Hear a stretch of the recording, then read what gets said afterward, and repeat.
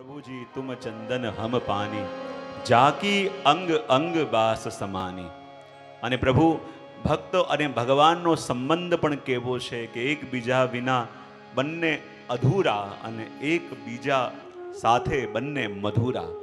અને એટલા માટે કહ્યું ભગવાને કે મૈયાવેશ મનો યે મામ નિત્ય યુક્તા ઉપાસતે, કે જે એનું મન મારામાં લગાવી નિરંતર મારું ભજન કરે છે, મારું સ્મરણ કરે છે, મારી ઉપાસના કરે છે. અને કેવી રીતે? શ્રદ્ધયા પરયોપેતાસ્તે, શ્રદ્ધા યુક્ત થઈને, શ્રદ્ધા સાથે. જો જ્યારે આપણે કોઈનું પણ સ્મરણ ભજન કરતા હોઈએ, પણ જ્યાં સુધી એના માટે હૃદયમાં શ્રદ્ધા જાગી નથી ત્યાં સુધી એક ખોખલી આપણી રીતિ કોઈ પણ વ્યક્તિ એક ઘડીની અંદર હલાવી શકે. બોલે કેમ? જો જ્યારે પણ પ્રેમ થાય તો પ્રેમ કોને થાય? બોલે મનને થાય. અને જ્યારે શ્રદ્ધા જાગે તો શ્રદ્ધા ક્યાં જાગે? બોલે આપણી બુદ્ધિમાં. ક્યાં જાગે?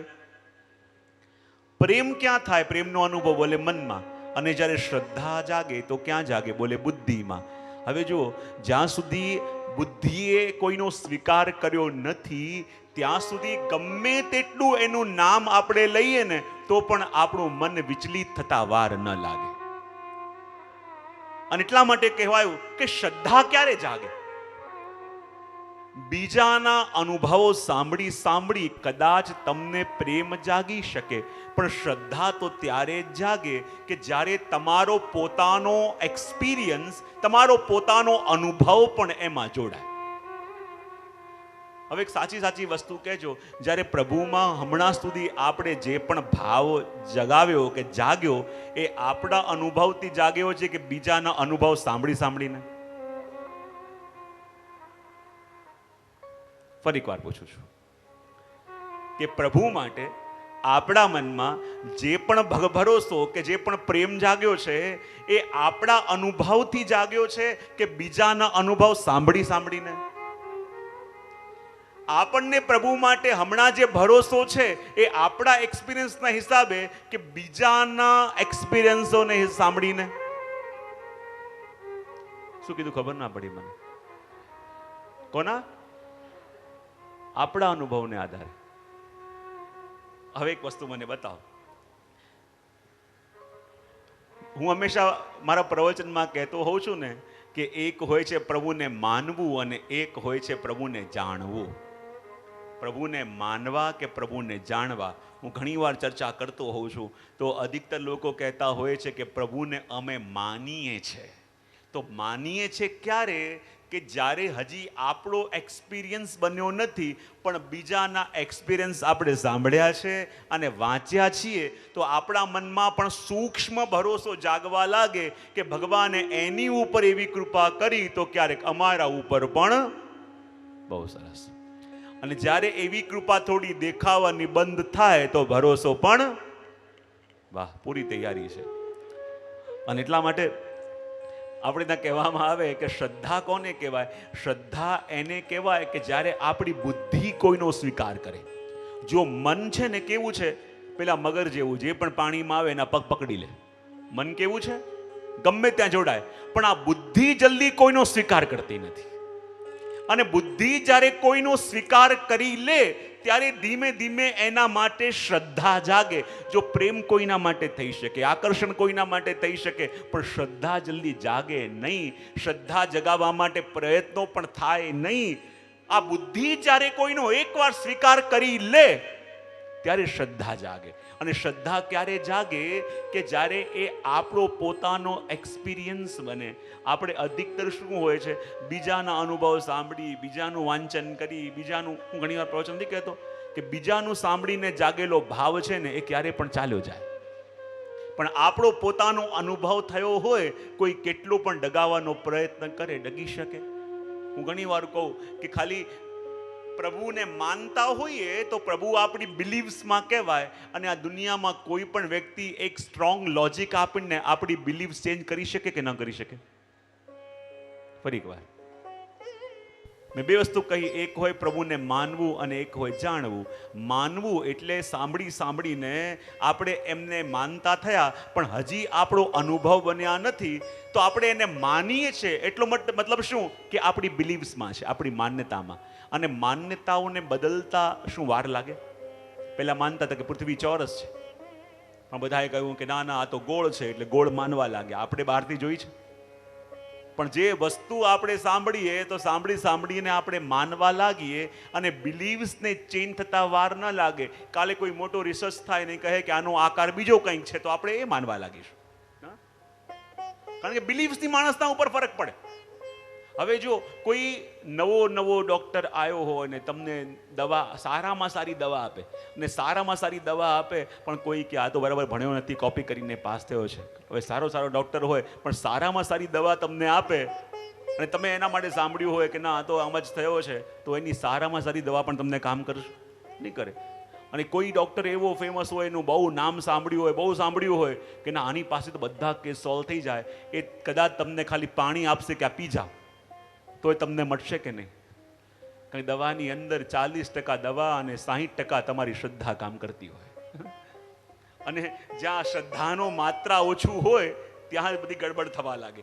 અને એટલા માટે કહ્યું કે શ્રદ્ધયા પર્યોપેતા મેં યુક્તમા મતા, કે જ્યારે હૃદયની અંદર શ્રદ્ધા જાગે. અને શ્રદ્ધા ક્યારે જાગે? કે જ્યારે એ અનુભવ આપણો પોતાનો બને. કારણ કે આપણે અધિકતર બીજાના અનુભવોને આધારે, હું ઘણી વાર મારા પ્રવચનમાં પેલો કહેતો હોઉં છું ને કે પેલો છોકરો હતો અને એકનો એક દીકરો. મેં નાના હતા ને મારે ક્લાસમાં સ્કૂલમાં લેસન આવતું હતું, પણ મને બહુ ગમતું એ. અને જ્યારે છોકરો આખો દિવસ તોફાન કર્યા કરે, અને એકનો એક દીકરો બહુ કહેવાય પણ નહીં, અને એના પિતા બી કે છોકરા અરે બેટા ક્યાંક જોબ કર, ક્યાંક નોકરી કર, ક્યાંક કામ કર, પણ એ છોકરો ક્યાંય જાય જ નહીં. હવે તો એકવાર એના પિતાએ કહી દીધું કે હવે તું જોબ કર્યા વિના એમને આવીશ તો તને ઘરમાં આવવા નહીં દઉં. હવે એની માને લાગ્યું કે આ એકનો એક દીકરો, આ તો વિચારો લાડકોડથી ઉછેરવો જોઈએ, અને એના પિતાએ એમ કહી દીધું કે હવે કામ કર્યા વિના આવીશ તો ઘરમાં ઘૂસવા નહીં દઉં. દીકરો કે હું શું કરું? માં કે બેટા ચિંતા ન કર, મારી પાસે થોડા રૂપિયા છે, લે આ 7 રૂપિયાના સિક્કા લે. એવું કર, બપોરે તું ચડતો પેલા પર્વત ઉપર ચડી જજે, અને સાંજે ચાલીને પાછો આવજે, એટલે પરસેવો આવી જશે, અને પિતાને કહેજે કે આ 7 રૂપિયા હું કમાઈને લાવ્યો છું, તારું કામે થઈ જશે. બોલે ઠીક છે.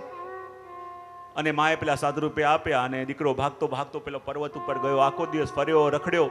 સાંજે પર્વતથી ઉતરીને નીચે આવ્યો, અને એના પિતા બેઠા હતા, ગરીબ હતા, અને પિતાની પાસે આવીને કહ્યું કે લો પિતાજી, આજે હું પહેલી વાર નોકરી કરી, ખૂબ મહેનત કરી, ખૂબ કામ કર્યું, જો આખું શરીર મારું પરસેવાથી લપતપ થઈ ગયું છે, અને આ 7 રૂપિયા મને મળ્યા. અને જેવા 7 રૂપિયા પિતાને આપ્યા, છોકરાને એમ પિતાજી બહુ રાજી થશે, આશીર્વાદ આપશે, ખુશ થશે.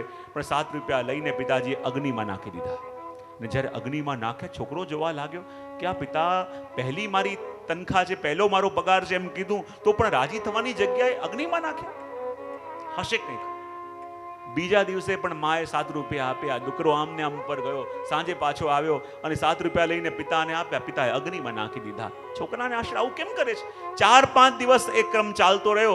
હવે તો માની પાસે પણ પૈસા ખૂટ્યા. માં કે દીકરા, આજે મારી પાસે તને આપવા માટે કાંઈ રહ્યું નથી. દીકરો વિચાર કરે કે હું રોજ લઈને આવતો હતો અને પિતાને આપતો હતો, અને આજે અચાનક કહી દઉં કે કંઈ ના મળ્યું તો પિતા સમજી જશે કે હું ઢોંગ કરતો હતો. હું શું કરું? પિતાને કેવી રીતે મારો ચહેરો બતાવીશ? પિતાને કેવી રીતે હું ફેસ કરીશ? છોકરા વિચાર કર્યો, આજે તો જે પણ કંઈ થાય મારે કંઈક તો લઈને જવું પડશે. અને આજે ક્યાંય કંઈ સહારો ન મળ્યો. ચાલતો જતો હતો, ત્યાં એક દુકાનવાળો એક ઠેલો લઈને જતો હતો. એને કહ્યું કોઈક કામ છે? બોલ્યા ભારે વજન છે, તારે માથે ઉચકવા પડશે, અને ઉચકીને દુકાન સુધી મૂકી જાય તો હું તને 2 રૂપિયા આપીશ. પેલું કે કંઈ ના મળે એના કરતાં 2 રૂપિયા તો મળશે. અને પેલા ભારે કોથળા એને પોતાના ખભે નાખ્યા, અને ખૂબ મહેનત કરીને એ દુકાને લઈને ગયો, અને આજે માત્ર એને 2 રૂપિયા મળ્યા. અને 2 રૂપિયા લઈને જ્યારે એ પોતે પિતા પાસે આવ્યો, અને પિતાને કહ્યું સાંજે કે પિતાજી, રોજ તો હું 7 રૂપિયા કમાઈને લાવતો, આજે ખાલી 2 રૂપિયા આવ્યા છે. અને જ્યાં 2 રૂપિયા પિતાને આપ્યા, પિતાએ પાછા 2 રૂપિયા લીધા અને અગ્નિમાં નાખ્યા. અને જ્યાં અગ્નિમાં નાખ્યા, આજે એનાથી સહન ન થયું, એને અગ્નિમાં હાથ નાખ્યો અને પેલા 2 રૂપિયા કાઢ્યા. અને ત્યારે પિતાજી કહ્યું, બેટા આજે આ તારી મહેનતની કમાઈ છે. કારણ કે આજે તે પોતે અનુભવ કર્યો છે, અને જે અનુભવ કરીને પામે ને એને એનાથી દૂર જવાની વેદના પણ સમજાય. જ્યાં સુધી આપણે બીજાના અનુભવને આધારે આગળ વધતા હોઈએ તો એનાથી દૂર જવાની વેદના કે એને પામ્યાનો આનંદ જે સાચો હોવો જોઈએ એ અનુભવ કરી શકતા નથી. પણ જ્યારે આપણો પોતાનો અનુભવ એમાં લાગે, આપણા પોતાની વેદના એમાં જોડાયેલી હોય, ત્યારે સાચી એની કિંમત સમજી શકાય. બાકી ખાલી બીજાના અનુભવ ઉપર આનંદ લઈને આગળ વધીએ વાત સાચી છે, માર્ગદર્શન મેળવી વાત સાચી છે, પણ એ વસ્તુ આપણો અનુભવ પણ બનવી જોઈએ. એ વસ્તુની અંદર આપણે પણ ઉતરવું જોઈએ. ખાલી સ્વિમિંગ કેવી રીતે કરવું જોઈએ એની બુક વાંચીને પાણીમાં ઉતરતા નહીં. સ્વિમિંગ કેવી રીતે કરવું જોઈએ એની બુક તમે અક્ષરે અક્ષર ગોખી નાખો અને પાણીમાં જમ્પ મારો તો શું થાય? એક એ વ્યક્તિ છે જેણે બુક વાંચી નથી પણ તરતા આવડે છે, અને બીજો એ વ્યક્તિ છે કે જેણે આખી બુક ગોખી નાખી છે પણ પાણીમાં ક્યારે ઉતર્યો નથી. તો આ બંનેમાં તમે કોનો ભરોસો કરશો? બુક વાળો. હા, કોનો ભરોસો કરાય? તમને બંને લોકો કહે, એક એ છે કે જેણે આ બુક વિશે સાંભળ્યું નથી પણ એને તરતા આવડે છે, બીજો એ છે કે સ્વિમિંગ કેવી રીતે કરવું જોઈએ કોઈ બહુ મોટા સ્વિમરે લખેલી બુક એને અક્ષરો અક્ષર ગોખી નાખી છે. અને તમને આ બંને વ્યક્તિ કહે કે તમે પાણીમાં કૂદો, અમે ઊભા છીએ બચાવવા માટે. તમને તરતા ના આવડતું હોય તો આ બંનેમાંથી તમે કોનો ભરોસો કરશો? હા, જાણ્યું છે એનો કે અનુભવ્યું છે એનો? જાણ્યું છે એનો ભરોસો કરશો તો તમને પાણીમાં બોળશે, અને અનુભવ્યું છે એનો ભરોસો કરશો તો ભલે એને એના જેટલું જ્ઞાન નહીં હોય પણ એ અનુભવી છે, એ પાણીમાં ડૂબીને તમને બચાવી શકે એમ છે, એ પાણીમાં કૂદીને તમને બહાર કાઢી શકે એમ છે. અને એટલા માટે અહીંયા કહ્યું કે શ્રદ્ધયા પર્યોપેતા તે મેં યુક્ત તમામ હતા, કે જે શ્રદ્ધાયુક્ત મનવાળો થઈને મારું ઉપાસના કરે છે. અને આપણા આચાર્યો આપણને કહે કે હૃદયમાં શ્રદ્ધા ક્યારે જાગે? કે જ્યારે ભગવાન ઉપર અને ભગવાનની કૃપા ઉપર અડગ ભરોસો આવી જાય ને ત્યારે માનવું કે પ્રભુમાં શ્રદ્ધા જાગી છે. શું કહ્યું પહેલું મેં? રિપીટ કરજો. જ્યારે ભગવાન ઉપર અને ભગવાનની કૃપા ઉપર અડગ ભરોસો આવી જાય ત્યારે માનવાનું કે હૃદયમાં શ્રદ્ધા, બુદ્ધિમાં શ્રદ્ધા હવે જાગવા લાગી છે. કારણ કે શ્રદ્ધા અને અવિશ્વાસ, શ્રદ્ધા અને ચિંતા એ એકબીજાના વિરોધી શબ્દો છે. કે જ્યાં ચિંતા છે ત્યાં શ્રદ્ધા નથી, અને જ્યાં શ્રદ્ધા છે ત્યાં ચિંતા ક્યારે પણ આવી ન શકે. તો ભગવાન અને ભગવાનની કૃપા ઉપર અડગ ભરોસો આવે ત્યારે માનવું કે શ્રદ્ધા જાગી છે. જ્યારે લાઈન રિપીટ કરશો આ કે ભગવાન અને ભગવાનની કૃપા ઉપર જ્યારે અપૂર્ણ અને અડગ ભરોસો આવી જાય ત્યારે માનવાનું કે શ્રદ્ધા જાગી છે. આખી લાઈન રિપીટ કરી જાઓ. ભગવાન ઉપર અને ભગવાનની કૃપા ઉપર જ્યારે અડગ ભરોસો આવે ત્યારે માનવાનું કે હૃદયમાં શ્રદ્ધા. અને અડગ ભરોસો કોને કહેવાય? હા, શેનો અડગ ભરોસો કોને કહેવાય? કે જેમાં સંશય, જેમાં ડાઉટ, જેમાં થશે કે કેમ, જેમાં કેમ થશે, આવા બધા ઓપ્શનો ચાલ્યા જાય ત્યારે માનવાનું કે અડગ શ્રદ્ધા આવી છે. આપણે ગમે તેટલો પ્રભુની ઉપર ભરોસો રાખીએ તો પણ મનના કોઈ ખૂણેથી અવાજ આવે કે આ બધું સાચું, પણ થશે કે કેમ, થશે કે નહીં થાય, પ્રભુ કૃપા કરશે કે નહીં કરે, આ બધી વસ્તુ મનના કોઈ ખૂણેથી આવે છે કે નહીં? સાચે સાચું કહેજો, આવે છે. આવે છે કારણ કે ક્યાંક ને ક્યાંક આપણી શ્રદ્ધા જે પાયા ઉપર આપણે ઊભી રાખીએ છીએ ને એ પાયા થોડા હલેલા છે. અને હલેલા છે એટલે વારે વારે જ્યારે પણ શ્રદ્ધાની ઉપર થોડો લોડ આવવા લાગે ને પાયા હલવા લાગે. પણ અહીંયા કહ્યું મય્યાવેશ મનોયેમાં નિત્યયુક્તા ઉપાસતે શ્રદ્ધયા પરયોપેતા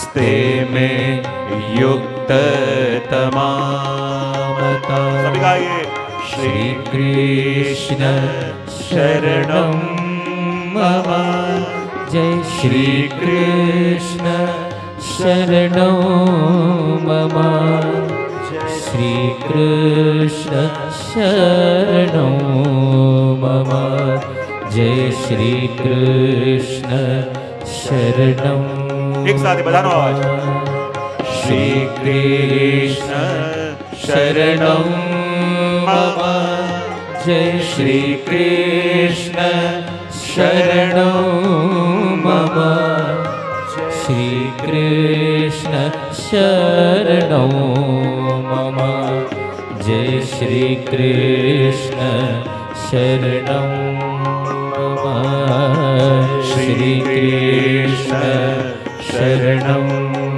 मम जय श्रीकृष्ण शरणं मम। શ્રદ્ધાનું પહેલું લક્ષણ કહ્યું કે શ્રદ્ધા કોને કહેવાય? જો એક હોય શ્રદ્ધા, એક હોય અનશ્રદ્ધા. આ બધા અલગ અલગ શબ્દો છે, પણ શ્રદ્ધા કોને કહેવાય? જ્યારે ભગવાન ઉપર અળગ ભરોસો આવી જાય. અને અળગ ભરોસો એટલે કોઈ કેટલું પણ વિચલિત કરવાનો પ્રયત્ન કરે, પણ જ્યારે વસ્તુ આપણે જોઈ હોય, આપણે પોતે અનુભવી હોય, તો કોઈની કહેલી વાતો ઉપરથી કંઈ ફરક પડે? તમે જ્યારે પોતે અનુભવ કર્યો હોય ને, તમે કદાચ એના વિશે સાંભળ્યું હોય ને એને માનવા લાગો, તો બે લોકો એના વિશે ખોટું બોલે તો તમે માની શકો છો. પણ જ્યારે તમે પોતે અનુભવ કર્યો હોય તો કોઈ કેટલું પણ ડગાવવાનો પ્રયત્ન કરે, આ મન ડગશે નહીં, કારણ કે હવે તમારો પોતાનો અનુભવ છે. માટે ભગવાન ઉપર અડગ શ્રદ્ધા. બીજું કહ્યું, નિત્ય નિરંતર જ્યારે ભગવાનનું સ્મરણ થવા લાગે. હવે જુઓ, આ શ્રદ્ધા જાગે ક્યાં જાગે? બોલે બુદ્ધિમાં. ક્યાં જાગે? ક્યાં જાગે? અને શ્રદ્ધા એટલે શું? બુદ્ધિએ કરેલો નિર્ણય. શ્રદ્ધા એટલે શું? ફરી વાર રિપીટ કરજો. બુદ્ધિએ કરેલો નિર્ણય કે આ વસ્તુ આમ છે, હું આનો છું, આ મારો છે. આ બુદ્ધિએ કરેલો નિર્ણય એને કહેવાય શ્રદ્ધા. પણ હું ઘણીવાર મારા પ્રવચનમાં કહેતો હોઉં ને કે બુદ્ધિનું કામ શું? બોલે નિર્ણય કરવું. અને મનનું કામ શું? બુદ્ધિએ કરેલા નિર્ણયને શું કરવું? હલાવી દેવું. જે ઘડીએ આ બુદ્ધિ કોઈક પણ નિર્ણય કરે એટલે મન કામે લાગી જાય કે આણે કરેલા નિર્ણયને કેવી રીતે હું ડગાવી દઉં. તો બુદ્ધિનું કામ શું? બોલે નિર્ણય કરવું. અને મનનું કામ શું? કરેલા નિર્ણયને, બોલે તો ખરા, તમારું બુદ્ધિ જ્યારે જ્યારે પણ નિર્ણય કરે છે ને, એ જ ઘડીએ તમારું મન કામે લાગી જાય કે આના નિર્ણયને કેવી રીતે લગાવું. હું ઘણીવાર પ્રવચનમાં કહેતો હોઉં ને કે તમે એક દિવસ નક્કી કર્યું કે કાલે મારે સવારે 4 વાગે જાગવું છે, તો આ નિર્ણય કોણે કર્યો? પાછળવાળા? એનાથી પાછળવાળા? સાઈડવાળા? આ સાઈડવાળા? બહુ સરસ. તો આ નિર્ણય કોણે કર્યો? બોલે બુદ્ધિએ. અને જેવો નિર્ણય બુદ્ધિ કરે એટલે મનને મોકો મળે કે હવે આના કરેલા નિર્ણયને કેવી રીતે. અને જો મન છે ને, આ જન્મે આપણી ભેગું છે એવું નહીં, ઘણા બધા જેટલા જન્મો લીધા તો આ શરીર બદલાયું, પણ આ મન તો આપણી ભેગું જ છે કે નહીં? હા કે ના? અને જો આ દુનિયામાં જે વ્યક્તિ જેટલો વધારે એક્સપિરિયન્સ્ડ હોય ને, એ વ્યક્તિ એટલો વધારે કન્ફ્યુઝ પણ હોય. જેણે બધું સાંભળેલું હોય, બધું જાણેલું હોય ને બહુ ડરેલો હોય. તો આ બુદ્ધિએ અનેક જન્મોની અંદર અનેક એક્સપિરિયન્સ લીધા છે. એટલે શું કરે? આપણા બુદ્ધિએ કરેલા નિર્ણયને ડગાવવા માટે એક સાથે ઓપ્શનોનો મારો આપે. અને જ્યાં બુદ્ધિએ નિર્ણય કર્યો કે કાલે સવારે 4 વાગે મારે જાગવું છે, અને જ્યારે નિર્ણય તમે કરો 4 વાગે જાગવું છે, તો સૌથી પહેલા શું સેટ કરશો? હા, એલાર્મ. બહુ સરસ. અને જ્યાં એલાર્મ સેટ કર્યું એટલે મનને ખબર પડી ગઈ કે આ બુદ્ધિ હવે પાકો નિર્ણય કર્યો છે કે સવારે 4 વાગે ઉઠવું છે, તો એ આના કરેલા નિર્ણયને હું ડગાવું કેવી રીતે? એટલે મન સજેશન આપવાનું ચાલુ કરે કે જો સવારે 4 વાગે ઉઠવું છે તો આજે રાતે વહેલા. બહુ સરસ. જો સવારે 4 વાગે જાગવું છે તો આજે રાતે વહેલા સૂઈ જવું પડશે. અને જ્યાં 7:30 થયા, 8 થયા, તમારી ફેવરેટ સિરિયલ આવી રહી છે, તમે કહો છો કે નહીં આ સિરિયલ પૂરી થઈ જાય તો આ જોઈને પછી હું સૂવા જઈશ, કારણ કે આપણું મન આપણને વારે વારે ડગાવવા માંગે છે, એટલે રિપીટ આપણને સજેશન્સ આપે છે કે આજે કાલે જો સવારે વહેલા ઉઠવું છે તો આજે રાતે વહેલા, અને પછી એનું સજેશન ચાલુ થાય કે જો વહેલા સૂતા નહીં તો સવારે ઉઠાશે, આજે વહેલા સૂઈ ન ગયા તો સવારે ઉઠાશે. આ સજેશન્સ મનના ચાલુ થાય, અને જ્યારે 8 થયા, 8:30 થયા, 9 થયા અને સજેશન ચાલુ થયા જો વહેલા નહીં સૂતા તો વધારે ઉઠાશે સવારે નહીં, એટલે વહેલા સૂવા જાઉં. ને જ્યાં 9:30 થયા તમે વિચાર કરો વહેલા ઉઠવું છે તો હવે મારી સિરિયલ પૂરી થઈ તો સૂવા માટે જાઉં, ને જ્યાં ઉઠવા ગયા ત્યાં એના પછી જે સિરિયલ આવવાની હતી એનું એક સીન દેખાયું પ્રોમોમાં કે એકદમ ડોરબેલ વાગી, સ્ત્રીએ દરવાજો ખોલ્યો અને કટ. તમને મનમાં ઈચ્છા હતી જરા જાણી તો લઉં કે એનો પતિ હજી પાછો આવ્યો કે નહીં, મનમાં, કારણ કે એના કરતા વધારે ચિંતા તમને હોય ને, જોઈ લો કે પાછો આવ્યો કે નહીં હજી. અને આ બીજી સિરિયલ જોવા ગયા ત્યાં 10 વાગ્યા. 10 વાગ્યા એટલે હવે મને ચાલુ કર્યું કે જો વહેલા નહીં સૂતા તો સવારે ઉઠાશે નહીં, વહેલા નહીં સૂતા સવારે ઉઠાશે નહીં. તમે સૂવા પણ ગયા કે જલ્દી સૂઈ જાઓ, અને એ નિયમ છે કે મનને ખબર પડી ગઈ કે આ વહેલા સૂવા માંગે છે, અને જે દિવસે વહેલા સૂવું હોય એ દિવસે નિંદર આવે.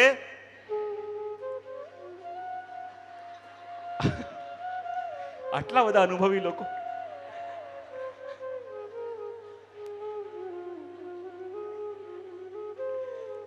જે દિવસે વહેલા સુવાનો પ્રયત્ન કરીએ એ દિવસે નિંદર ના આવે. હવે નિંદર ના આવે તો લાગ્યું કદાચ લાઇટો બહુ ચાલુ છે એટલે નિંદર નહીં આવતી હોય, લાઇટો બંધ કરીને પાછી નિંદર નથી આવતી તો ગભરામણ થવા લાગી. બોલે હવે શું કરું? વિચાર કર્યો કે ક્યાંક મેં સાંભળ્યું હતું કે હા કે બુક વાંચીએ તો જલ્દી નિંદર આવી જાય, અને બુક લાવ્યા અને બુક વાંચવા ગયા, એમાં થોડો ઇન્ટરેસ્ટ આવવા લાગ્યો. બોલે સાવ નિંદર ઉડશે એટલે બુકે મૂકી. ત્યાં થોડા મેસેજ આવ્યા, બોલે ફોનમાં મેસેજ ચેક કરું, મેસેજ ચેક કર્યા, એમાં ઇન્ટરેસ્ટ થવા લાગ્યો. એમ કરતાં 12 વાગી ગયા, ખબર ના પડી. અને જ્યાં 12 વાગી ગયા તો જે પેલો મન આપણને મેસેજ 15 મિનિટે એકવાર આપતો હતો કે વહેલા નહીં સૂતા તો સવારે ઉઠાશે નહીં, એણે હવે પોતાનો મારો ફાસ્ટ કર્યો. અને જે 15 મિનિટે મેસેજ આવતો હતો હવે 15 સેકન્ડે ચાલુ થયો કે વહેલા સૂતા નહીં તો સવારે ઉઠાશે. અને હવે વહેલા સૂતા નહીં એ મેસેજ થોડો ઓછો, અને સવારે ઉઠાશે નહીં એ મેસેજ થોડો વધારે લાઉડલી સંભળાવા લાગે. એમ કરતાં 12:30 વાગ્યા તોય નિંદર ના આવી. આમ તેમ આડોટ્યા, એમ કરતાં 1 વાગ્યો. અને જ્યાં 1 વાગ્યો અને ત્યાં 1 વાગ્યાનો ટાઈમ એવો છે કે એકદમથી બ્રહ્મ જ્ઞાન એને થયું. અને બ્રહ્મ જ્ઞાન શું થયું કે મોટા ડોક્ટરોએ રિસર્ચ કરી છે અને કહ્યું છે કે ઓછામાં ઓછા હેલ્ધી લાઈફ માટે 6 કલાકની નિંદર તો હોવી જ જોઈએ. એક હેલ્ધી લાઈફ જીવી છે તો 6 કલાકની નિંદર તો મળવી જ જોઈએ. અને પછી મનને લાગ્યું કે હવે આમાં એને ઇન્ટરેસ્ટ આવી રહ્યો છે એટલે મન તરત બીજો સિમિલર સજેશન આપે અને કહે કે જો આજે હમણાં 1-1.5 વાગ્યો અને 1-1.5 વાગે હું સૂઈ ગયો અને 4 વાગે ઉઠ્યો તો નિંદર કેટલા કલાક થશે? ને 3 કલાક થશે તો પછી આખો દિવસ નિંદર આવતી રહેશે, કોઈ કામમાં મન નહીં લાગે, કોઈ કાર્યમાં આપણું ચિત્ત નહીં ચોંટે. અને એટલા માટે 1.5 વાગે એણે નક્કી કર્યું કે આ બધા કારણસર સવારે 4 વાગે ઉઠવાનો પ્રોગ્રામ. મને એમ કે કહેશો કે નક્કી? આ તો એક સાથે એક સ્વરમાં બધા જવાબ આપ્યો. તો જો આ છે આપણા મન અને બુદ્ધિનો દ્વંદ. જ્યારે પણ નિર્ણય કરે તો નિર્ણય કોણ કરે? બોલે બુદ્ધિ. અને જ્યાં બુદ્ધિ નિર્ણય કરે અને આપણું મન કામે લાગી જાય કે આના કરેલા નિર્ણયને હું કેવી રીતે ડગાવ, અને મન આપણને વારે વારે સજેશન આપે. જ્યારે આપણે પ્રભુ પર ભરોસો કરીને બેઠા હોય ને તો બધા સજેશન્સ મન આપશે કે જો કે બીજા બધા એમને એમ ફરે છે, એમાં કેવા આનંદ છે, કેવા જલસા છે, અને તમે પ્રભુનું ભજન કરો છો, જો આવું થાય છે, જો આવું થાય છે. એ મન એક જ પ્રયત્ન કરે છે કે આના નિર્ણયને કેવી રીતે તોડાવો. પણ એ મનના આપેલા સજેશન્સ આપણે સાંભળવાના બંધ કરી દઈએ ને તો આપણી શ્રદ્ધા અડગ રહી શકે અને ધારેલા નિર્ણય કરી શકીએ. ને જ્યાં નક્કી કર્યું અને પહેલા તમે શું કરો, પેલી જે અલાર્મ લગાવી હતી સૌથી પહેલા શું કરો એનું, અને આ ખાલી ઉઠવાની વાત જ નથી, જીવનમાં ઘણી ઘણી અલાર્મો લગાવી પણ વાગતા પહેલા જ એને બદલી દીધી જીવનમાં. થાય છે કે નહીં? ઘણી ઘણી જીવનમાં અલાર્મો લગાવી છે આપણે, અને એ અલાર્મો સેટ કર્યા પછી આપણે વસ્તુઓને બદલી દેતા હોઈએ છીએ. અને એટલા માટે કહ્યું કે ભગવાન ઉપર અડગ ભરોસો એને કહેવાય શ્રદ્ધા. ભગવાનનું નિત્ય ચિંતન થાય એને કહેવાય શ્રદ્ધા. અને ભગવાન એમની ઈચ્છા પ્રમાણે રાખે એમ રહેવામાં આપણે તૈયાર હોઈએ એને કહેવાય શ્રદ્ધા. ફરી એકવાર, ભગવાન એમની ઈચ્છા પ્રમાણે આપણને રાખે એમાં આપણે રહેવા તૈયાર હોઈએ એને કહેવાય શ્રદ્ધા. ભગવાન આપણને જે રીતે રાખવા માંગતા હોય પણ આપણે રહેવા માંગતા હોઈએ બીજી રીતે, ત્યારે જ મનમાં ક્લેશ થાય છે કે નહીં? પ્રભુ જેવી રીતે રાખવા માંગતા હોય તો હું હંમેશા કહેતો હોઉં કે આપણું હિત આપણને વધારે ખબર કે પ્રભુને વધારે ખબર? કેમ જવાબ નથી આપતા? ફરી એકવાર, આપણું હિત આપણને વધારે ખબર હોય કે પ્રભુને વધારે ખબર હોય? જે વસ્તુ આપણને મળી રહી છે એ આપણા માટે ભવિષ્યમાં સારી છે કે ખોટી છે એનો વિવેક આપણને વધારે કે પ્રભુને વધારે? તો પ્રભુએ જે આપ્યું એમાં આપણું હિત છે કે અહિત છે એ આપણે જાણી શકીએ કે પ્રભુ જાણે છે? તો ભરોસો કોની ઉપર કરવો પડે, આપણી ચોઈસ ઉપર કે એની ચોઈસ ઉપર? પણ આપણે કરીએ છીએ કોની ચોઈસ ઉપર ભરોસો? તો હવેથી શું કરીશું? બસ ફલ મળી ગયું 7 દિવસનું. કહેવાનું તાત્પર્ય એટલું જ કે જ્યારે આપણે જાણતા હોઈએ કે આપણું હિત વધારે આપણને સમજાય છે કે એને સમજાય છે, જ્યારે જાણતા હોઈએ કે ભવિષ્યમાં શું થવાનું છે આપણને ખબર છે કે એને ખબર છે, તો જે વધારે જાણે છે એને ભરોસો કરાય. આપણો ભરોસો શું કરવાનો? ક્ષણે ક્ષણે આપણા વિચાર બદલાશે, ક્ષણે ક્ષણે આપણી બુદ્ધિ બદલાશે. તો આપણે આપણા નિર્ણય કેટલી વાર કર્યા એમાંથી કેટલા નિર્ણય સાચા થયા છે ને કેટલા આપણા નિર્ણયો આપણને બોલ્યા છે? તો પછી એના ઉપર ભરોસો કરીએ કે જેને આપણી ચિંતા વધારે છે. એના ઉપર હું ઘણી વાર પ્રવચનમાં કહું છું ને કે પેલો, ઘણી વાર એક્ઝામ્પલ આપતો હોઉં છું કે પેલો પાયલટ હતો, ફાઇટર પ્લેન ઉડાવે, એનું નામ ચાર્લ્સ. અને જ્યારે વિયેતનામ સાથે યુદ્ધ થયું એ વખતે યુએસનો પાયલોટ ચાર્લ્સ એણે ઘણીવાર ફાઇટર પ્લેન ઉડાયા અને ત્યાં ઘણા બોમ્બ એણે નાખ્યા. અને કહેવાય કે એકવાર જ્યારે પોતાનું પ્લેન લઈને વિયેતનામ ઉપર ગયો અને એક મિસાઇલ એ પ્લેનમાં વાગી અને આખું પ્લેન સળગવા લાગ્યું, પણ એન મોકા પર એણે પેલી લાઈફ જેકેટ પહેરી અને પેરાશૂટ સાથે એ કૂદ્યો અને કૂદીને જ્યારે વિયેતનામમાં પડ્યો અને ત્યાંના સૈનિકોએ એને પકડી લીધો અને કેટલા વર્ષો સુધી એને ત્યાં વિયેતનામમાં કેદ રાખ્યો. અને વર્ષો પછી એ જ્યારે કેદમાંથી મુક્ત થયો, યુએસ આવ્યો ને ત્યાં આવીને એણે પોતાના એક્સપિરિયન્સ ઉપર એક બુક લખી કે આટલા વર્ષો આવી તકલીફમાં, આવી મુશ્કેલીઓમાં મેં કેવી રીતે વેઠ્યા, કેવી રીતે કાઢ્યા. અને પછી એટલો ફેમસ એ થયો કે જગ્યા જગ્યા જઈને મોટિવેશનલ લેક્ચર આપતો કે જો કેવી કેવી પરિસ્થિતિની અંદર રહ્યો, કેવા કેવા પ્રોબ્લેમ મેં ફેસ કર્યા, કેવી કેવી સમસ્યાઓમાં રહીને પણ હું બહાર આવ્યો. અને એ દેશમાં પછી એટલો પોપ્યુલર થઈ ગયો કે લોકો એના ફેન્સ થઈ ગયા, એની બુક્સ વંચાતી, એને લોકો મળવા માટે આવતા, એની ટોક્સ એરેન્જ થતી. અને એકવાર એ એની પત્ની સાથે કોઈ હોટલમાં બેઠો હતો અને બેઠો બેઠો ભોજન કરતો હતો. બિલકુલ સામેની ટેબલમાં એક વ્યક્તિ બેઠો હતો અને વારે વારે આને જોયા કરે. એને લાગ્યું કે જરૂર મારો કોઈ ફેન હશે, કોઈ બુક વાંચી હશે મારી, કોઈ મારા લેક્ચર કે કોઈ જોયું હશે એણે. અને જ્યારે એ ચાર્લ્સ ઉઠીને જવા લાગ્યો ત્યારે પાછળવાળો વ્યક્તિ ભાગતો ભાગતો આવ્યો અને એને કહ્યું કે તમે એ પાયલટ ચાર્લ્સ છો ને? બોલે હા. તું મને જાણે છે? તે મારું કોઈ લેક્ચર સાંભળ્યું છે, મારી બુક વાંચી છે? અને કહ્યું કે તમે આ નંબરનું પ્લેન ઉડાવતા હતા, એકવાર તમારા પ્લેનમાં મિસાઇલ વાગી, તમે એ જ ને? બોલે હા હું એ જ છું. તે મારી બુક વાંચી છે કે તે મારી ટોક સાંભળી છે? બોલે નથી બુક વાંચી કે નથી આપના પ્રવચન સાંભળ્યા. તો બોલે તું મને કેવી રીતે જાણે છે? બોલે હું એ જ પ્લેનની અંદર પેરાશૂટ બાંધવાનું કામ કરતો હતો. જે પ્લેનમાં તમે ગયા એ પ્લેનમાં પેરાશૂટ મેં બાંધ્યું હતું. તો તમે બતાવો કે જ્યારે તમારે પેરાશૂટ લઈને કૂદવું પડ્યું ત્યારે તમને કોઈ તકલીફ તો નથી પડી ને? અને એ વખતે એ ચાર્લ્સની આંખો એવી ખુલી ગઈ એને શું કેવું સમજાયું નહીં, પણ પેલા વ્યક્તિનો હાથ પકડી હૃદયથી એને થેન્ક્સ કહ્યું કે જો તું ન હોત તો હું જીવતો ન હોત, એમ કહીને એ ચાલ્યો ગયો. પણ એ રાતે એને નિંદર ના આવી. એ વિચાર કરવા લાગ્યો કે મારો સ્વભાવ એવો છે કે મને કોઈ પાણીનો ગ્લાસ પણ આપે ને તો બી એને ધન્યવાદ કહું કે થેન્ક્સ કહું.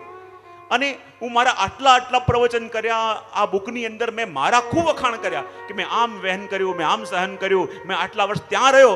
પણ એ વ્યક્તિ જ્યારે હું પાયલોટ તરીકે પ્લેનમાં જતો ત્યારે મને ખબર હતી, બહાર રહીને મને સેલ્યુટ કરતો, મને પૂછતો તબિયત અંતર, પણ મેં ક્યારે એને કોઈ વિશ પણ નહોતું કર્યું.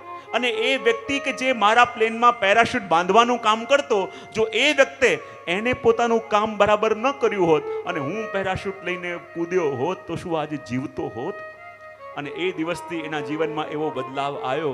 અને જ્યારે પણ એ પ્રવચન કરતો અને છેલ્લે કહેતો કે જીવનના ઘણા બધા પ્રસંગોમાં આપણે પણ વિચાર્યા વિના કૂદી પડતા હોઈએ છીએ. જીવનના ઘણા બધા નિર્ણયો એવા આપણા હોય છે કે આપણે વિચાર્યા વિના એમાં કૂદી પડીએ. એમ લાગે કે હવે તો ગયા, હવે તો પડ્યા, હવે તો ડૂબ્યા. તો જીવનમાં ઘણા બધા સમય વિચાર્યા વિના આપણે કૂદી પડતા હોઈએ છે. અને હેમખેમ જો લેન્ડ થઈ જઈએ તો માનજો કે આપણું પેરાશૂટ બાંધવા વાળો એ પ્રભુ આપણી સાથે છે. આપણે વિચાર્યા વિના કૂદી પડ્યા તો પણ હેમખેમ લેન્ડ થઈ ગયા તો માનો કે પેરાશૂટ બાંધવા વાળો આપણી ભેગા છે, કે જેને આપણે ક્યારે પણ ધન્યવાદ નથી માનતા. આપણા યશનો ક્રેડિટ આપણે પોતે લઈ લેતા હોઈએ, આપણી સફળતાનો ક્રેડિટ આપણે પોતે લઈ લેતા હોઈએ, પણ એવા ઘણા બધા જીવનના નિર્ણયો કે આપણે વિચાર્યા વિના કૂદી પડ્યા હોઈએ. એમ લાગે કે કેમ થશે, હવે કેમ બચીશું, તો પણ હેમખેમ લેન્ડ થઈ જઈએ. ત્યારે માનવું કે આપણો પેરાશૂટ બાંધવા વાળાને આપણી ચિંતા વધારે છે. અને એટલે હું કાયમ કહેતો હોઉં કે ભગવાન જે રીતે રાખે એ રીતે આપણે રહેવા તૈયાર હોઈએ તો માનવું કે એમાં શ્રદ્ધા છે. પણ ભગવાને આપણા માટે વિચાર્યું કંઈક હોય, પણ આપણે આપણી બુદ્ધિથી કંઈક વિચારી બેઠા હોઈએ તો આપણના મનને ગમતું નહીં, એનું ગમતું કરવાનું મન થાય ત્યારે માનવાનું કે એના માટે શ્રદ્ધા જાગી છે. અને જ્યારે સંસારના તમામ ભોગોથી નિવૃત્તિ આવી જાય અને ભગવાનને મળવાની પ્રીતિ જાગે ત્યારે માનવાનું કે આ શ્રદ્ધા આપણા હૃદયમાં જાગવા લાગી છે. તો ભગવાને પોતાના ભક્ત કેવો ભક્ત ગમે એ ક્રાઇટેરિયા સેટ આપણને આ શ્લોક દ્વારા કર્યો. અને આગળના 3 અને 4 આ 2 શ્લોકની અંદર ભગવાને એ નિરાકાર સ્વરૂપનું વર્ણન કર્યું છે કે મારું નિરાકાર જે સ્વરૂપ છે એ કેવું છે એનું વર્ણન કરું, અને પછી એને ભજવાવાળાને શું તકલીફ થાય કે શું લાભ થાય એની પણ હું વાત કરું. તો 3 અને 4 શ્લોકનું દર્શન આપણે કરીશું, જેમાં ભગવાન કહી રહ્યા છે ये त्वक्षरमनिर्देश्यम् अव्यक्तं पर्युपासते सर्वत्र गमचित्यं च कूटस्थ अचल ध्रुवम्. सभी एक साथ. ये त्वक्षरमनिर्देश्यम् अव्यक्तं पर्युपासते सर्वत्र गमचित्यं च कूटस्थ मचलं ध्रुवम्. श्रीकृष्ण शरणं मम, श्रीकृष्ण शरणं मम, श्रीकृष्ण शरणं मम. जय श्रीकृष्ण शरणं मम. सभी एक साथ गाइए. श्रीकृष्ण शरणं मम. जय श्रीकृष्ण शरणं मम. श्रीकृष्ण शरणं मम. जय श्रीकृष्ण शरणं मम. सन्नियमेन्द्रियग्रामं सर्वत्र समबुद्धयः તે પ્રાપ્નુવન્તિ મામેવ સર્વભૂત હિતે રતા સભી સન્નિયમિન્દ્રિયગ્રામં સર્વત્ર સમબુદ્ધયઃ તે પ્રાપ્નુવન્તિ મામેવ સર્વભૂત હિતે રતા. શ્રી કૃષ્ણ શરણં મમ શ્રી કૃષ્ણ શરણં મમ શ્રી કૃષ્ણ શરણં મમ જય શ્રી કૃષ્ણ શરણં. બધાનો અવાજ એક સાથે. શ્રી કૃષ્ણ શરણં મમ શ્રી કૃષ્ણ શરણં મમ જય શ્રી કૃષ્ણ શરણં મમ જય શ્રી કૃષ્ણ શરણં મમ શ્રી કૃષ્ણ શરણં મમ શ્રી કૃષ્ણ શરણં મમ.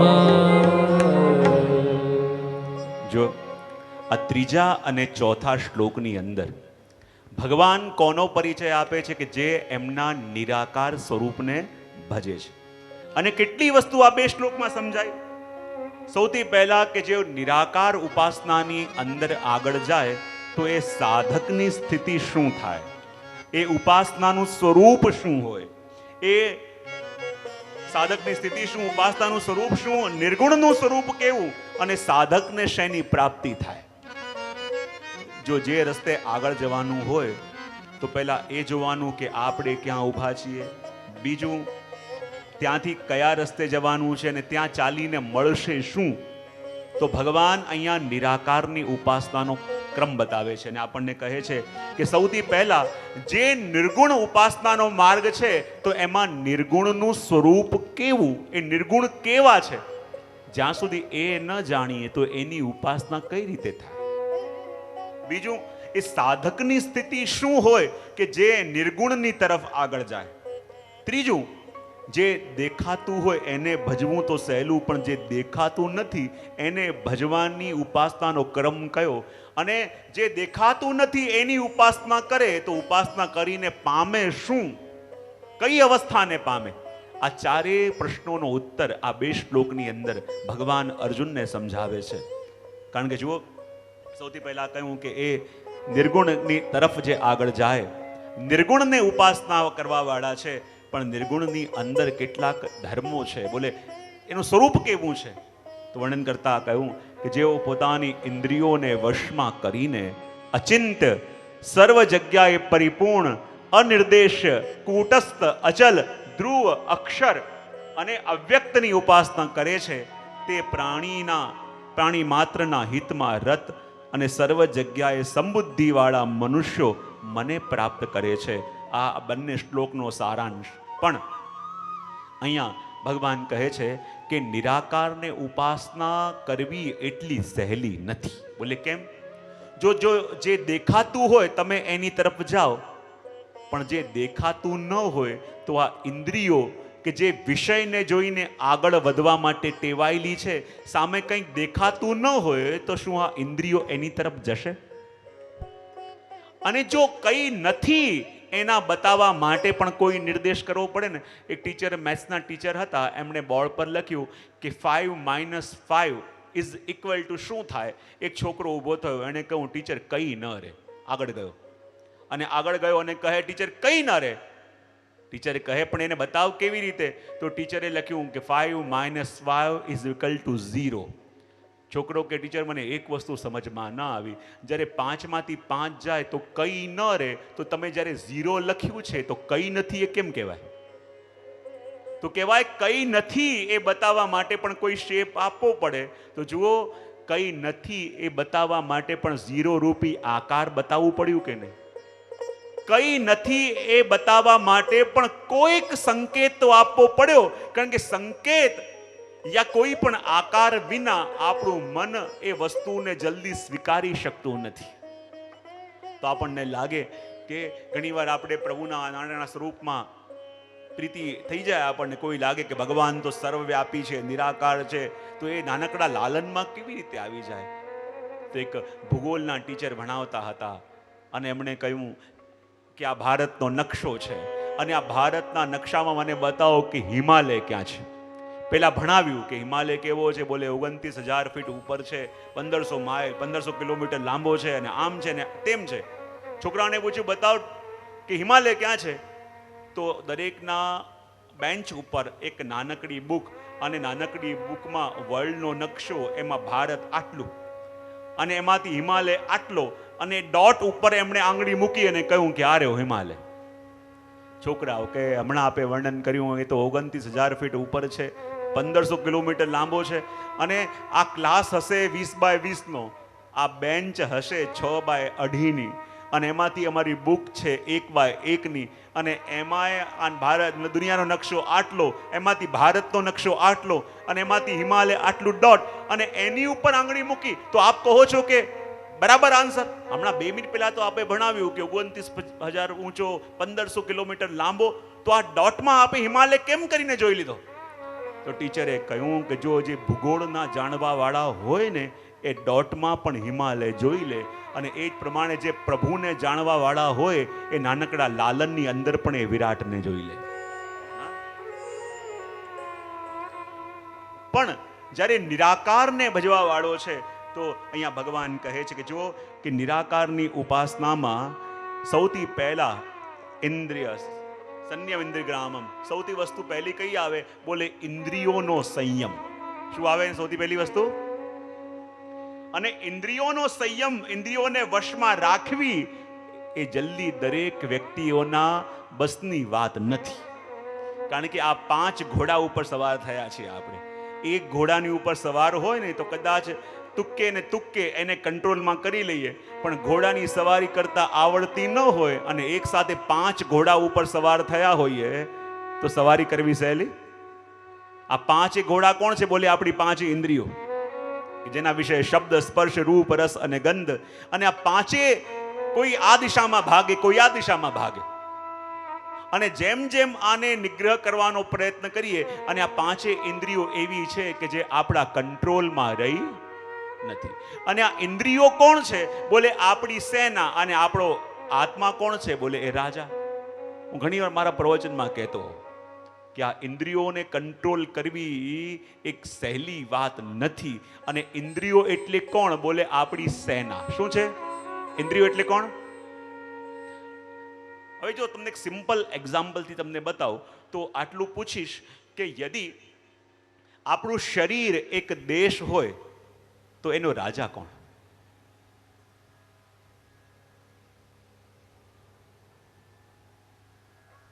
કેમ સન્નાટો છવાઈ ગયો? કોઈ બીજી ભાષામાં પૂછ્યું? ગુજરાતીમાં જ ને? હા, બ્રેન. બ્રેન તો ડેડ પણ થઈ જાય ઘણી વાર. મન. કોઈ મોટામાં મોટા ન્યુરોસર્જન હોય એને પૂછજો કે અંદર ક્યાંય મન દેખાય છે? બ્રેન અને મનમાં ફરક હોય.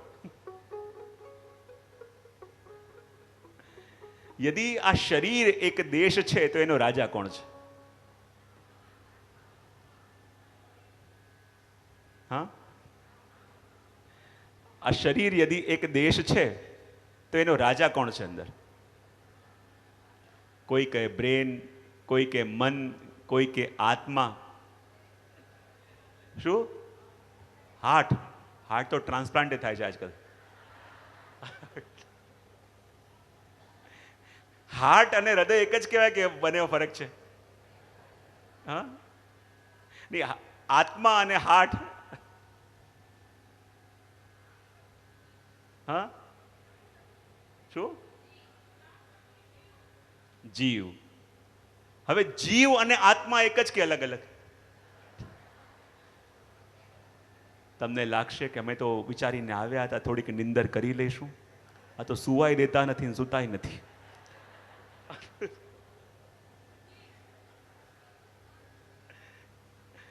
આત્મા અને જીવ બંને એક છે કે અલગ અલગ છે?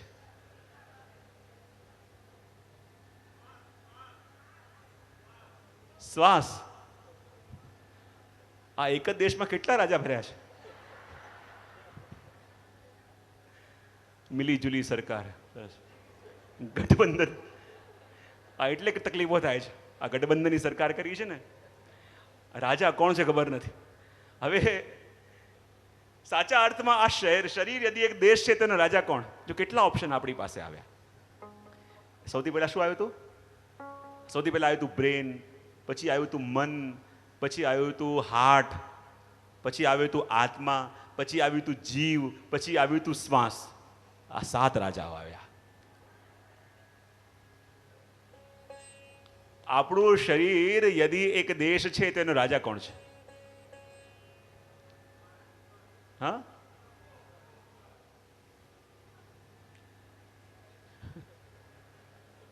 જો આપણે એવી પ્રજા છીએ કે ધણી કોણ ખબર નથી.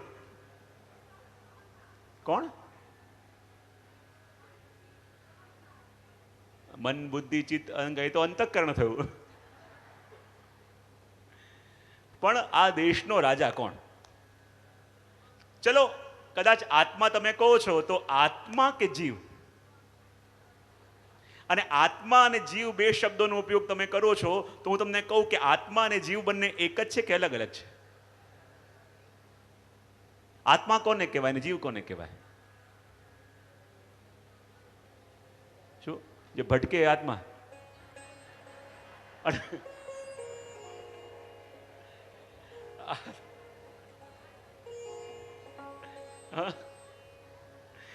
આત્મા અને જીવ બંને એક જ છે કે અલગ અલગ છે?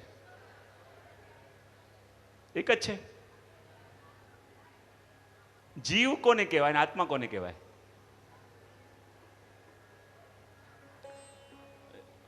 જો આપણે 7 દિવસ છે ને જે બહાર છે એની ચર્ચા બહુ અંદરની ચર્ચા કરવી છે કે અંદર જ આપણે ડિસ્ટર્બ છીએ અને અંદર બધું જાણી લઈએ તો ધીમે ધીમે સેટલ થઈએ.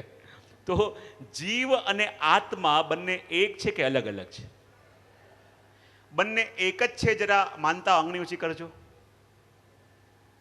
બહુ સરસ, બહુ સરસ. હવે બંને અલગ અલગ છે માનતા હોય આંગળી ઊંચી કરજો. ઓહો, આટલા બધા. બહુ સરસ, નીચે મૂકી દો. અને જેણે આંગળી ઊંચી એકેમાં નથી કરી એમનું શું? જે પણ આન્સર આવે તો આવું જ કહેવાના હતા. અમે તે જ વિચાર્યું હતું. તો જીવ અને આત્મા એ બંને એક જ કે અલગ અલગ? જીવ કોને કહેવાય અને આત્મા કોને કહેવાય? જો હું તમને નાનકડું એક દ્રષ્ટાંત આપી દઉં. આપણા શાસ્ત્ર પ્રમાણે, આપણા શાસ્ત્રો કહે છે કે જેમ પાશ્ચાત્ય સંસ્કૃતિમાં તમે બિગ બેંગ થિયરી માનો છો ને, કે જ્યારે એનર્જી બ્લાસ્ટ થયો ને એમાંથી જેમ એનર્જી નીકળી બહાર, એવી રીતે આપણી હિન્દી સંસ્કૃતિ માને છે કે જેમ અગ્નિમાંથી તણખા નીકળે, અગ્નિમાંથી તણખા નીકળે એમ આપણે ભગવાનમાંથી અલગ થયા. કેવી રીતે?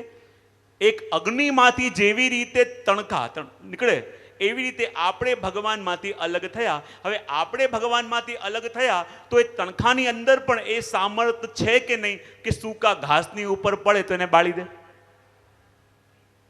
હા કે ના તો પાડો?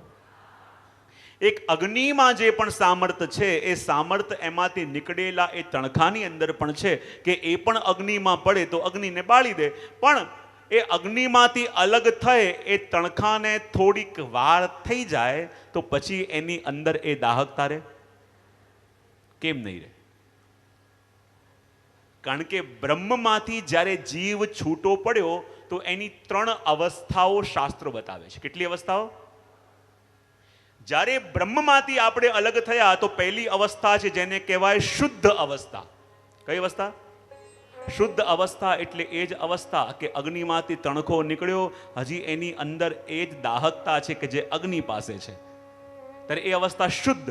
પણ જ્યાં ભગવાનથી આપણે અલગ થયા અને શુદ્ધ અવસ્થા છે ત્યાં સુધી એને આત્મા કહેવાય. પણ જ્યાં અલગ થયા અને માયાનો સંગ થયો એટલે એ બદ્ધ બન્યો અને એને કહેવાયો જીવ.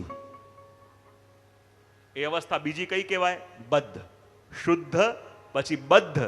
અને ભગવત સત્સંગ દ્વારા એ માયાના આવરણને આપણે પાછું દૂર કરીએ તો એ ત્રીજી અવસ્થા કહેવાય મુક્ત. કેટલી અવસ્થા થઈ જીવની? શુદ્ધ, બદ્ધ અને ત્રીજી મુક્ત. શુદ્ધ અવસ્થામાં છે એને કહેવાય આત્મા. બદ્ધ અવસ્થામાં આવ્યો ત્યારે એને શું કહેવાય? જીવ. તો ખ્યાલ આવ્યો આત્મા અને જીવમાં શું ફરક? હા કે ના?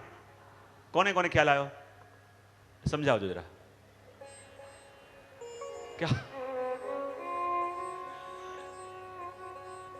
કોને કોને ખ્યાલ આવ્યો છે બીજા?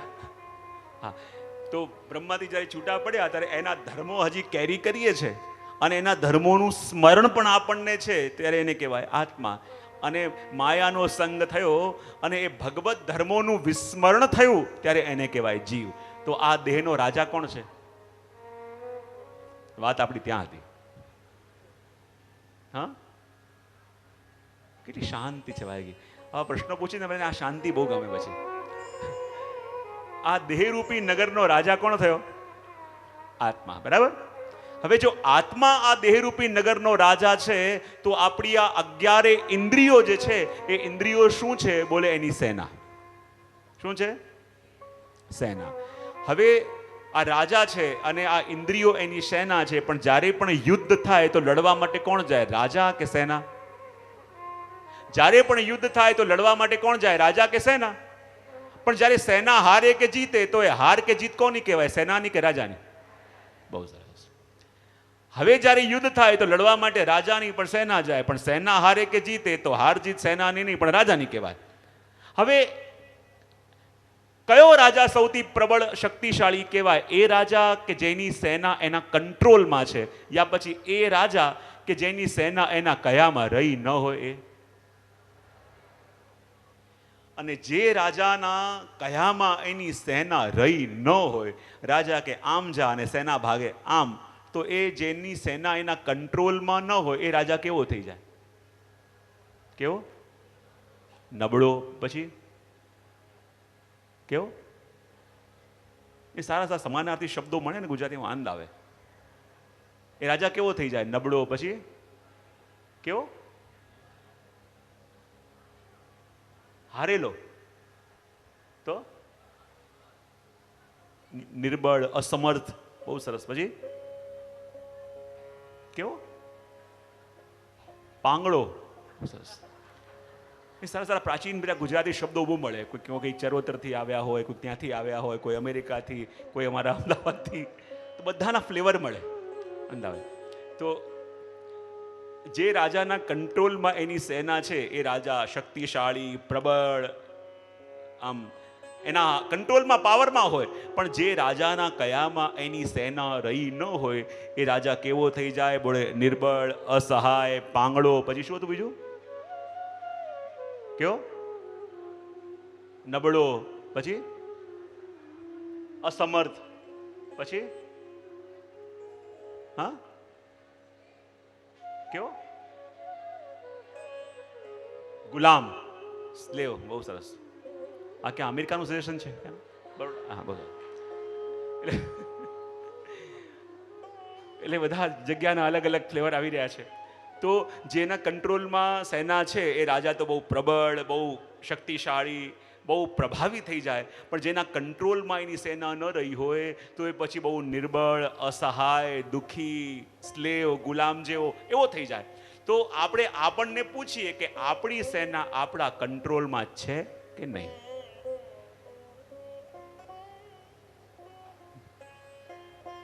કદાચ બરાબર સંભળાયું ના હોય કે સાંભળીને પણ અજાણ બનતા હોય તો ફરી પૂછું કે જેવી રીતે જે રાજાના કંટ્રોલમાં એની સેના રહી ન હોય તો એ જેમ અસહાય, ગુલામ એવો થઈ જાય, તો આપણે રાજા છીએ આત્મા, અને આ ઇન્દ્રિયો આપણી સેના છે. તો આપણી સેના આપણા કંટ્રોલમાં છે કે કંટ્રોલમાં રહી નથી? ફરી એકવાર ઘણીવાર સાંભળીને પણ આપણે અજાણ બનીએ, સમજીને પણ અજાણ બનીએ.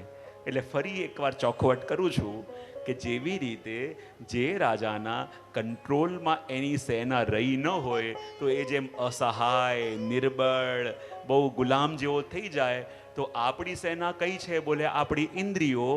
તો આપણી સેના આપણા કંટ્રોલમાં છે યા નહીં? અને જ્યારે આપણા કંટ્રોલમાં આપણી સેના રહી ન હોઈએ તો આપણે કેવા થઈ જઈએ? પેલા સારા સારા શબ્દો બોલતા હતા ને બહુ ઉત્સાહથી. હવે બોલો, કયા કયા શબ્દો હતા?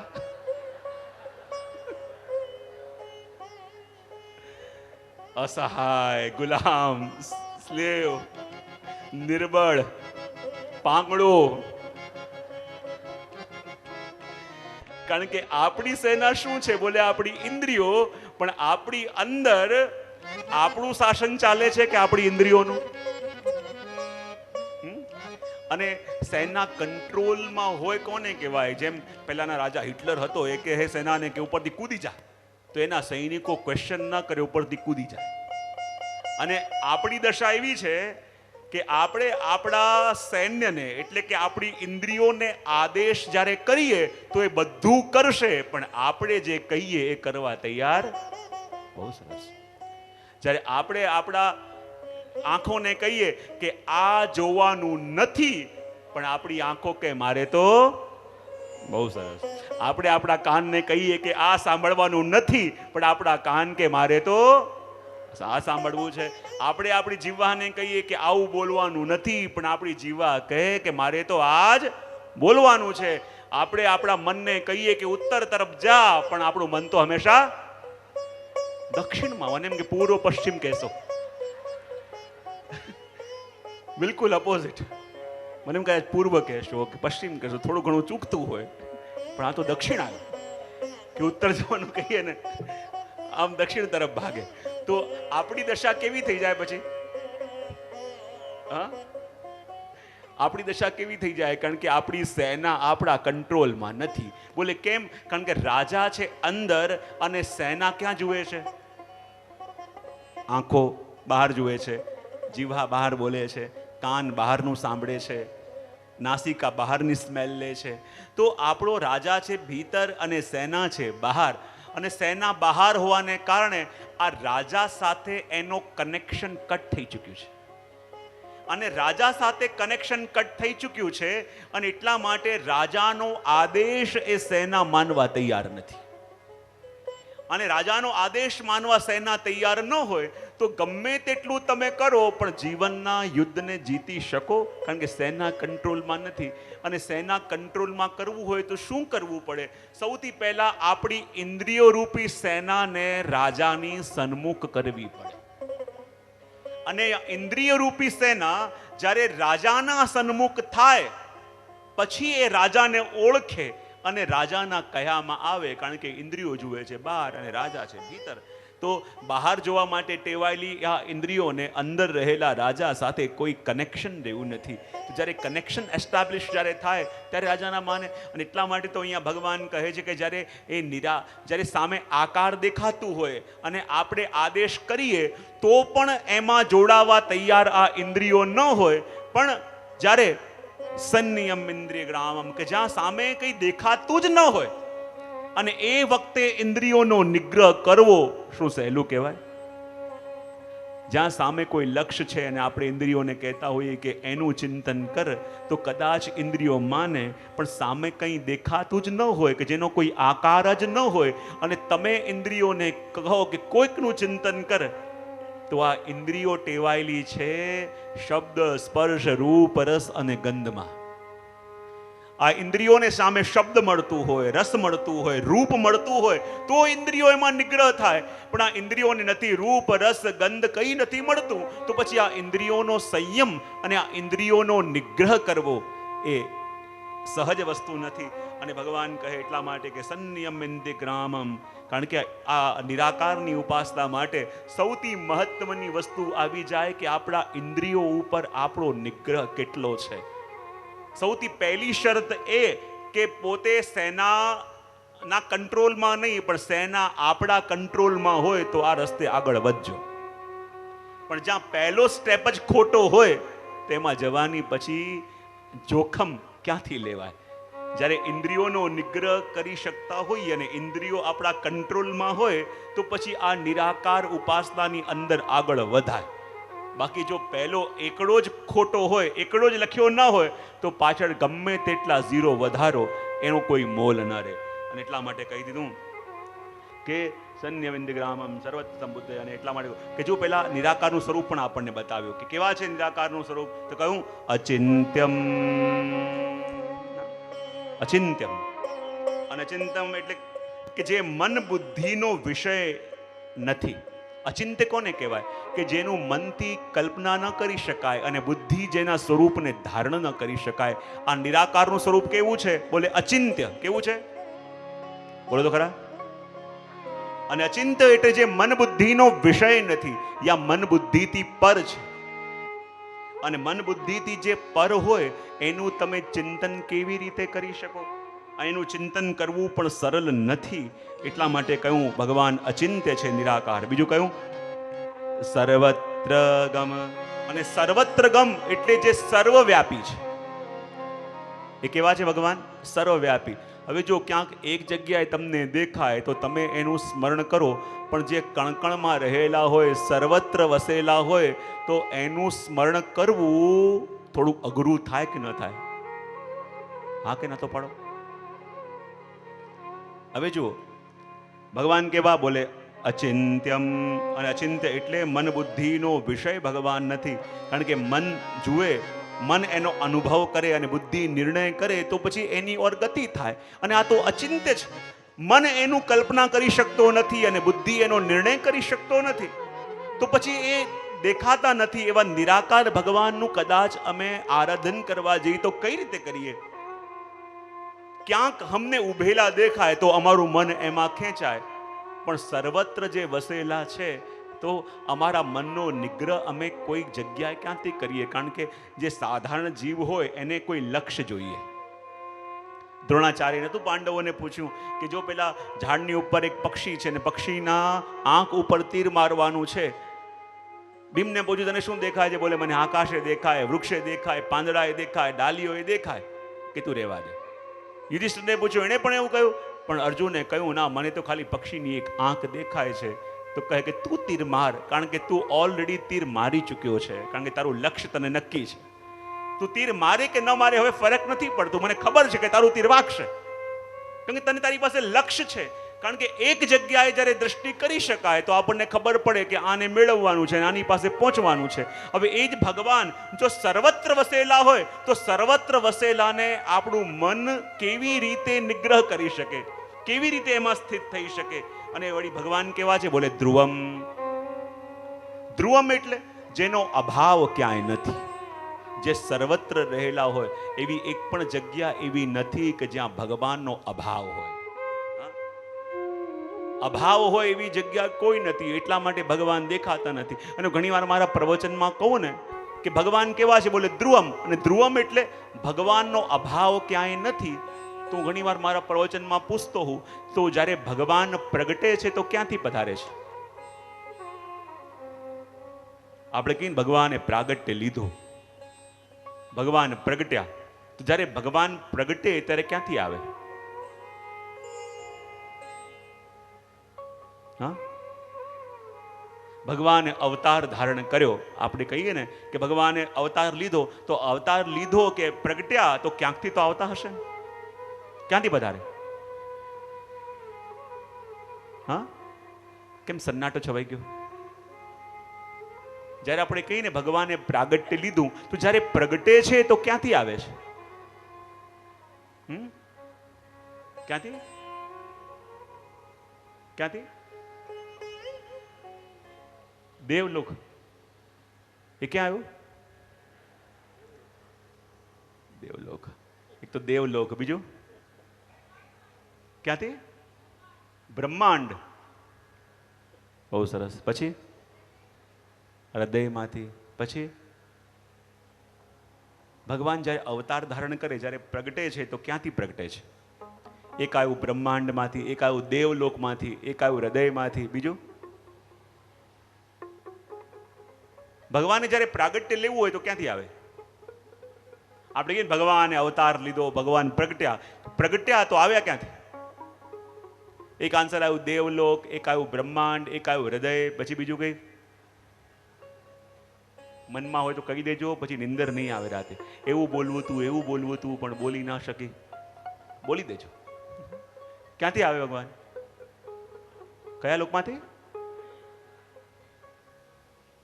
કયા લોકમાંથી? હા, વૈકુંઠ. હા, વૈકુંઠ કહો તો વૈકુંઠ 3 છે પાછા. વૈકુંઠ, રમા વૈકુંઠ અને વ્યાપી વૈકુંઠ. તો આ 3 વૈકુંઠમાંથી ક્યાંથી આવે? હા, જરા મોટેથી બોલો, એમ સમજાય ના. અંદર નક્કી થઈ ગયું તો કહેજો મને પછી. ભગવાન જ્યારે અવતાર ધારણ કરે તો ક્યાંથી પધારે છે? ક્યાંથી? હૃદયમાં. ત્યારે પધારશે, પણ પધારશે ક્યાંથી? પ્રશ્ન એ છે. ભગવાન જ્યારે પ્રગટે છે તો ક્યાંથી આવે છે? હા, ક્યાંથી?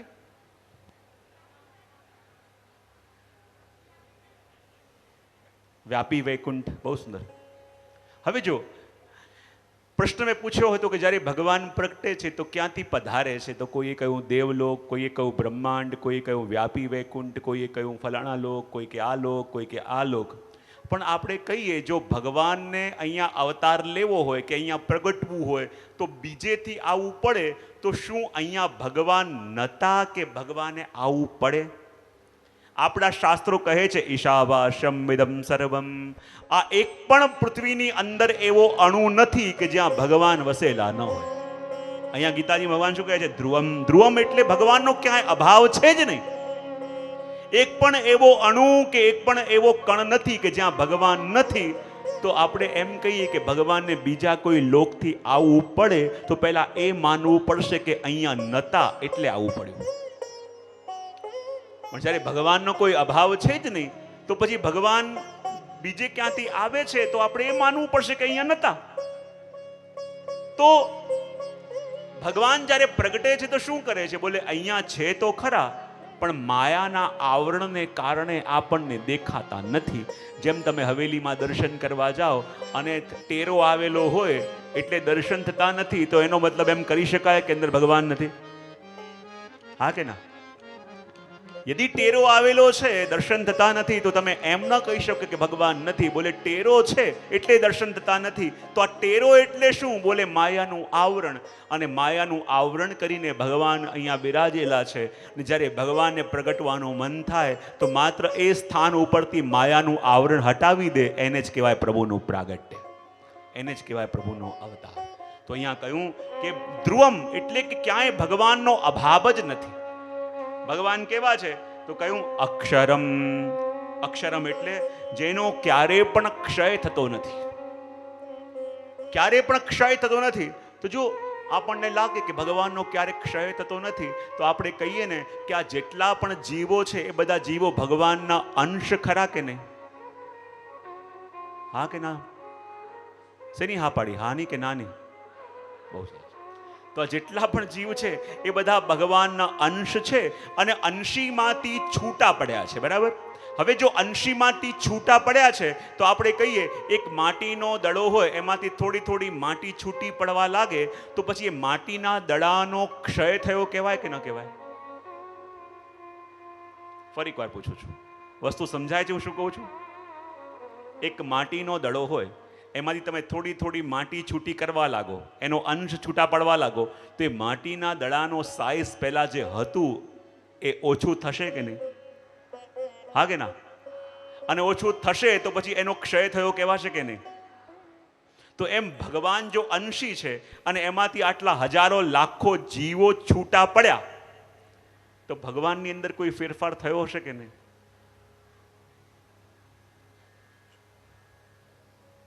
કેટલી શાંતિ છે ભાઈ, આનંદ આવે. ફેરફાર થાય કે ન થાય? આટલા બધા જીવો છૂટા પડ્યા તો કોઈક વિકાર આવતો હશે? ન આવે. ન કેમ આવે? કારણ કે ભગવાન કેવા છે? બોલે અક્ષરમ. અને અક્ષરમ એટલે તો કયું? પૂર્ણસ્ય પૂર્ણમાદાય પૂર્ણમેવાવશિષ્યતે. જેમ એક સ્ત્રીને બાળક થાય છે તો સ્ત્રીની અંદર પોતે સ્ત્રી પૂર્ણ છે અને એમાંથી એક પૂર્ણનો પ્રાગટ્ય થાય, પણ સ્ત્રીની પૂર્ણતામાં જેમ કોઈ ફરક પડતો નથી, એમ ભગવાનની અંદરથી હજારો જીવો પ્રગટે, આ આખું બ્રહ્માંડ પ્રગટે, તો પણ ભગવાનની અંદર કોઈ વિકાર કે કોઈ પણ એ દોષ આવતો નથી. અને એટલા માટે ભગવાનને કહ્યું અક્ષરમ. એટલે કૂટસ્થ. કૂટસ્થ એટલે શું? કે જે ભગવાન નિર્વિકાર છે, એક રસ છે, નિર્વિકાર પણ છે અને એક રસ પણ છે. અને એટલા માટે કહ્યું કે યે ત્વક્ષરમ નિર્દેશ્ય અવ્યક્તમ पर्युपासते सर्वत्र गमचित्यं च कूटस्थमचलं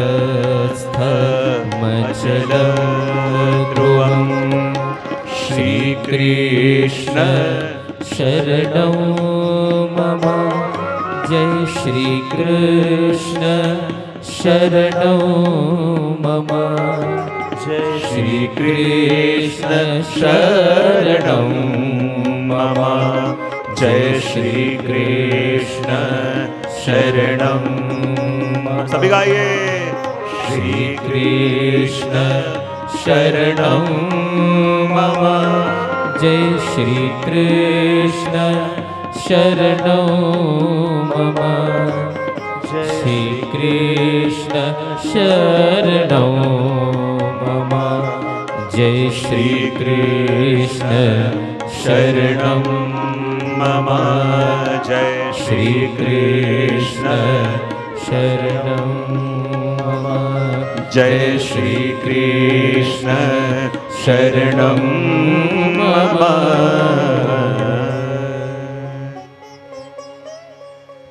ભગવાન આપણને જો એક એક વસ્તુનું લક્ષણ બતાવી રહ્યા છે અને લક્ષણ બતાવીને કહે છે કે જો મને તો બંને ભક્તો પ્રિય છે, પણ જે નિરાકારનો ઉપાસક છે એને કઈ કઈ સમસ્યા આવશે અને એ આગળ વધશે ઇન્દ્રિયોનો નિગ્રહ કરીને તો શું પામશે એ પણ આપણને દર્શન કરાવે છે. અને ભગવાન કહે છે કે મારા નિરાકાર સ્વરૂપને જે ભજે છે, તમારું નિરાકાર સ્વરૂપ કેવું છે? અચિંત્યમ, જે મન બુદ્ધિથી પર છે. અને આપણે કોઈ પણ વસ્તુનો અનુભવ કરીએ તો મન અને બુદ્ધિથી કરીએ, પણ એનાથી જે પરતત્વ છે તો મન બુદ્ધિનો નિગ્રહ કઈ રીતે કરવો? સર્વત્ર ગમ, જે સર્વત્ર વસેલા છે. હવે જો બધી જગ્યાએ હવા છે કે નહીં? હા કે ના? તોય બહુ ગરમી લાગે તો પંખાની નીચે બેસવું પડે છે કે નહીં? એસીની સામે બેસવું પડે છે કે નહીં? બોલે હવા તો દરેક જગ્યાએ છે. તો પણ આપણે એનો પૂરો અનુભવ કરવો હોય તો ક્યાંક એવો આધાર ગોતવો પડે કે નહીં, કે જ્યાંથી એના ફ્લોને આપણે વધારે અનુભવ કરી શકીએ. તો બરાબર અહીંયા કહ્યું કે ભગવાન કેવા છે? સર્વત્ર ગમ, સર્વત્ર વસેલા છે તો પણ એનો અનુભવ કેમ થાય? અક્ષરમ, એનો ક્યારે પણ ક્ષય થતો નથી. ભગવાન કેવા છે? બોલે કૂટસ્થ. કૂટસ્થ એટલે જેની અંદર ક્યારે પણ કોઈ વિકાર આવતો નથી અને જે સદા એક રસ રહે છે. આપણને લાગે કે સર્વત્ર ભગવાન છે, સર્વમાં ભગવાન છે, તો પણ આપણે ત્યાં વ્યવહારમાં ભેદ સ્વીકાર્યો છે. જેમ માનો કે ભૂમિની અંદર પણ ભગવાન છે તો છે જ, પણ ત્યાં એમ આપણે અનુભવ કરવા જઈએ તો ત્યાં ચપ્પલ ઉતારાશે. આપણે કહીએ કે જો આપણે ત્યાં ઇવન અદ્વૈતની અંદર પણ એ લોકોએ કેટલાક ભેદ સ્વીકાર્યા છે. પ્રાતિભાષિક, પારમાર્થિક, વ્યવહારિક ભેદ. જો આપણે કહીએ કે સર્વત્ર ભગવાન છે અને સર્વમાં ભગવાન છે, તો એક પિતામાં ભગવાન છે તો એના પુત્રમાં પણ ભગવાન છે કે નહીં? હા કે ના? તો પાડો. તો જ્યારે પુત્ર પિતાને વંદન કરે છે તો શું આના ભગવાન નાના હતા કે એના ભગવાન મોટા હતા કે વંદન કરવું પડ્યું? યદી એક બાળકની અંદર પણ ભગવાન છે અને સ્કૂલમાં ભણવા ગયો તો શું ટીચરની અંદર રહેલા ભગવાન વધારે જ્ઞાની છે અને વિદ્યાર્થીની અંદર રહેલા ભગવાન ઓછા જ્ઞાની છે કે એમને ત્યાં ભણવા જવું પડ્યું? હવે જો આપણે ત્યાં બધાની અંદર ભગવાન, સર્વત્ર ભગવાન, પણ ત્યાં પણ આપણે ત્યાં આ ભેદ સ્વીકારાયા છે, વ્યવહારિક ભેદ. જેવી રીતે ગુરુએ શિષ્યને કહ્યું કે જો બેટા સર્વત્ર ભગવાન છે ને એવી રીતે વ્યવહાર કરજે. છોકરાએ શબ્દો ગોખી લીધા. ચાલતો ચાલતો જતો હતો, સામેથી એક હાથી આવ્યો અને એવો મદમત્તો હાથી આવતો હતો અને ઉપર બેસેલો મહાવત કહે, અરે દૂર જા, અરે દૂર જા, અરે દૂર જા. પણ પેલો કહે, હમણાં જ ગુરુજીએ કહ્યું બધામાં ભગવાન છે, તો જે ભગવાન મારામાં છે એ ભગવાન સામે રહેલા હાથીમાં છે, તો ભગવાનને ભગવાનથી શું ટેન્શન? ભગવાનને ભગવાનથી ડરવાની જરૂર શું છે? ઉપર રહેલો મહાવત કહે દૂર જા, દૂર જા. પણ પેલો દૂર ન ગયો. હાથી આવ્યો ને સૂંઢમાં પકડીને એવો પછાડ્યો, બિચારાને એવા ચક્કર આવી ગયા. 2 દિવસે ભાનમાં આવ્યો અને આવીને ગુરુજીને કહે, અરે ગુરુજી આપે મને ક્યાં રવાડે ચડાવી દીધો? આપે કહું બધામાં ભગવાન છે અને બધામાં સમાન ભગવાન છે, તો મારામાં ભગવાન હતા, હું ઊભો હતો, ભલે મહાવત ના પાડે, પણ મેં કીધું કે જ્યારે હાથીમાં પણ ભગવાન છે, મારામાં પણ છે, તો મને એનાથી શું બીક? અને હાથીએ મને પછાડ્યો, તો આપે ગુરુજી આવું કેમ સંભળાયો? તો ગુરુ કે મેં તને કીધું હતું કે બધામાં ભગવાન છે. જે હાથી સામે આવતો હતો એમાંય ભગવાન હતા, અને ઉપર બેસેલો મહાવત જે તને કહેતો હતો બાજુમાં જા, બાજુમાં જા, એમાંય ભગવાન હતા. પણ તે એનું ન માન્યું એટલે ભોગવવું પડ્યું. તો સર્વત્ર છે પણ એની અંદર પણ વિવેક આપણે ત્યાં મહત્વની વસ્તુ કહેવા માટે કહું. અવ્યક્તમ એ કેવા છે? બોલે એનો વ્યક્ત ન કરી શકાય. અને કહું કે કેવા છે? બોલે એવા અવ્યક્તની જે ઉપાસના કરે તો એને શું પ્રાપ્તિ થાય? તો કહું સર્વભૂત હિતે રતા. એવા અવ્યક્તની જે ઉપાસના કરે છે અને ઉપાસના કરીને જ્યારે પામે છે તેને શું પ્રાપ્તિ થાય? બોલે કહ્યું કે એને સર્વભૂત હિતે રતા, યાની સર્વમાં ઈશ્વરની અનુભૂતિ થાય, સર્વત્ર ભગવત દર્શન થાય અને સર્વત્ર એને પ્રભુની ઉપસ્થિતિનો અનુભવ થાય અને સર્વના હિત માટે એ કાર્ય કરતો થઈ જાય. અને સર્વના હિત માટે કાર્ય કરતો થઈ જાય, યાની સંસારના બંધનોથી એની મમતા અને આસક્તિ ઓછી થઈ જાય, એવી વાત ભગવાન કહે છે. આપણને લાગે કે આસક્તિ અને મમતા યદિ જીવતે જીવતો પણ હટી જાય ને તો એ જીવતે જીવતો પણ મોક્ષનો અનુભવ કરે છે. આપણને લાગે કે જ્યારે જ્યારે મોક્ષની વાત આપણે કરીએ તો કે મરીને પાછા જન્મ ન થવું, કે મરીને ત્યાં જવું, એને મોક્ષ કહેવાય. પણ આપણા આચાર્ય ચરણ આપણને કહે છે કે જીવતે જીવતો પણ મોક્ષનો અનુભવ વ્યક્તિ કરી શકે. તો બોલે જીવતે જીવતા મોક્ષ કેવી રીતે? તો આપણે ત્યાં મોક્ષ માટે એક શબ્દનો ઉપયોગ થાય જેને કહેવાય અપવર્ગ. સાંભળ્યું છે? મોક્ષનો સમાનાર્થી શબ્દ છે જેને કહેવાય અપવર્ગ. શું કહેવાય? બોલો તો ખરા એકવાર. અપવર્ગ. અને અપવર્ગ એટલે શું? સંસ્કૃત વ્યાકરણની અંદર ઘણા બધા વર્ગની ચર્ચા આવે, અને વર્ગની ચર્ચા આવે એટલે સંસ્કૃત વ્યાકરણ એટલું બધું સૂક્ષ્મ છે કે કયું સાઉન્ડ ક્યાંથી જનરેટ થાય ને એ પણ આપણને એ સંસ્કૃત સાહિત્ય બતાવે. અને એમાં કહ્યું કે કુ ચુ ટુ તુ પુ એવા અલગ અલગ વર્ગો છે, અને એના સાઉન્ડ પણ અમુક જગ્યાએથી જનરેટ થાય. અને એમાં પ વર્ગ. પ વર્ગ કોને કહેવાય? પ ફ બ ભ મ. જરા બોલી જજો. આટલા વર્ણોનો સમૂહ એને કહેવાય પ વર્ગ. અને એનો ઉચ્ચારણ સ્થાન શું છે? બોલે ઓષ્ટ. તમે બંને હોઠને જોડ્યા વિના આ શબ્દો બોલી નહીં શકો. બોલીને બતાવજો. પ ફ બ ભ મ એનું ઉચ્ચારણ સ્થાન શું છે? બોલે ઓષ્ટ. તમે બંને હોઠને જોડ્યા વિના આમાંથી એકે વર્ણનો ઉચ્ચાર નહીં કરી શકો. તો પ ફ બ ભ મ આને કહેવાય પ વર્ગ. અને જેની અંદરથી પ વર્ગ ચાલ્યું ગયું એને કહેવાય અપવર્ગ. તો એ જીવતે જીવતો મોક્ષનો અનુભવ કરી રહ્યો છે એમ કહી શકાય. અને પ થઈ જાય. ફ કોઈ પણ કાર્ય કરે પણ મનમાં ફળની કામના ચાલી જાય. બ સંસારના કોઈ પણ બંધન એને બાંધી ન શકે. પ ફ બ ભ કોઈના માટે પણ એને ભય ના રહે. અને મ એટલે કોઈની અંદર પણ મમતા ન રહે. તો એ જીવતે જીવતું આ જન્મમાં મોક્ષનો અનુભવ કરી રહ્યો છે એમ કહી શકાય. જેની અંદરથી પ ફ બ ભ મ ચાલ્યા ગયા હોય. તો કોઈ કહે કે જીવતે જીવતો કોઈ પણ વ્યક્તિ મોક્ષનો અનુભવ ન કરી શકે. બોલે કેમ? બોલે જીવે છે તો કર્મ કરશે, અને કર્મ કરશે તો એના ફળ બંધાશે, યા પાપ યા પુણ્ય.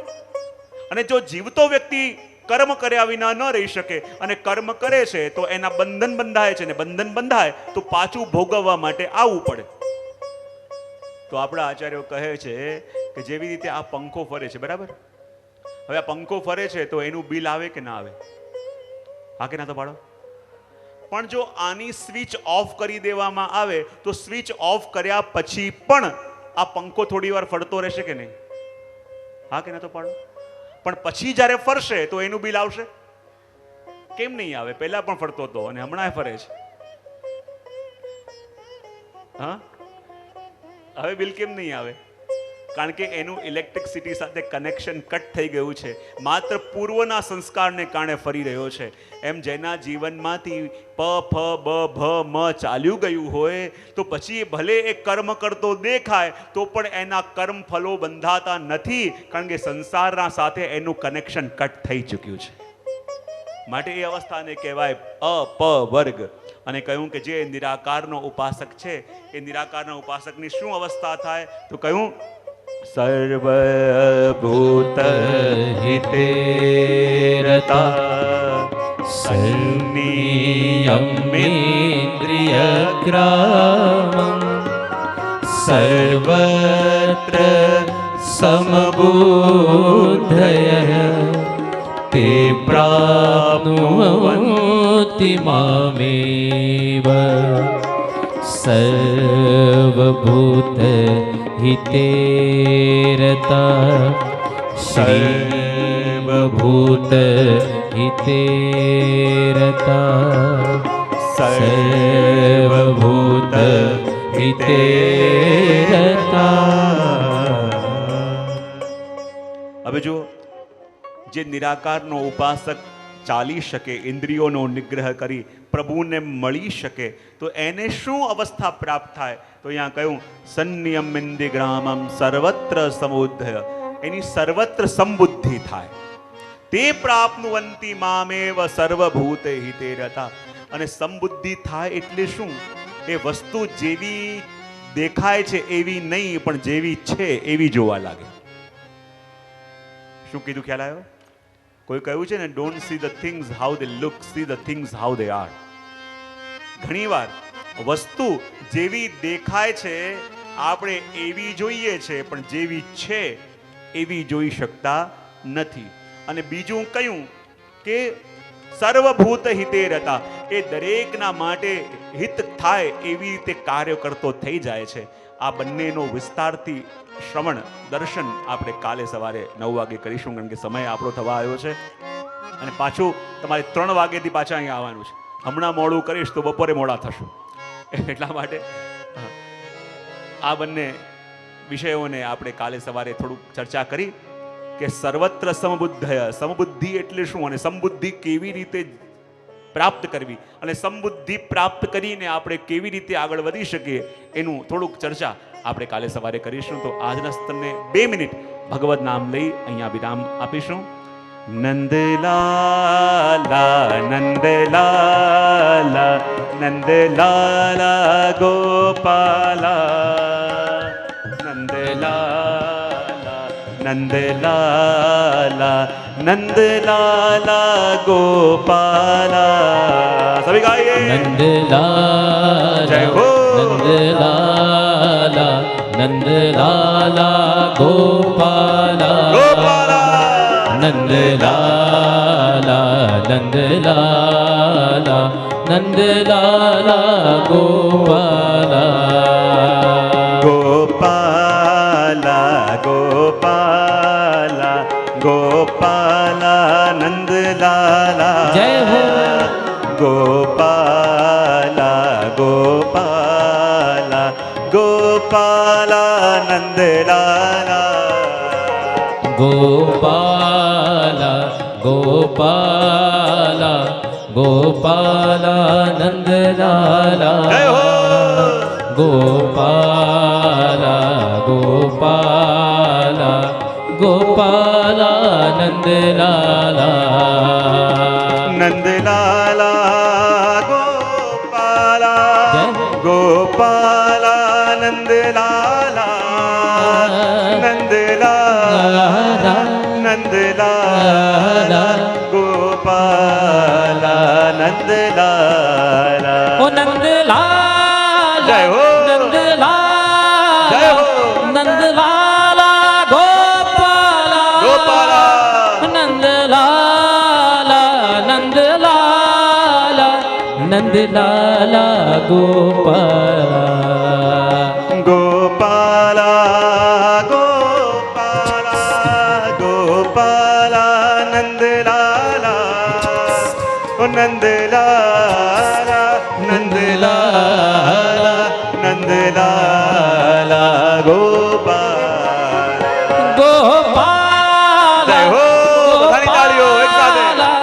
गोपाला नंद लाला गोपाला गोपाला गोपाला गोपाला नंद लाला नंद लाला नंद लाला ओ नंद लाला गोपाला ओ नंद लाला नंद लाला नंद लाला गोपाला ओ नंद लाला जय हो नंद लाला जय हो नंद लाला गोपाला गोपाला नंद लाला नंद लाला नंद लाला गोपाला गोपाला गोपाला गोपाला नंद लाला नंद लाला नंद लाला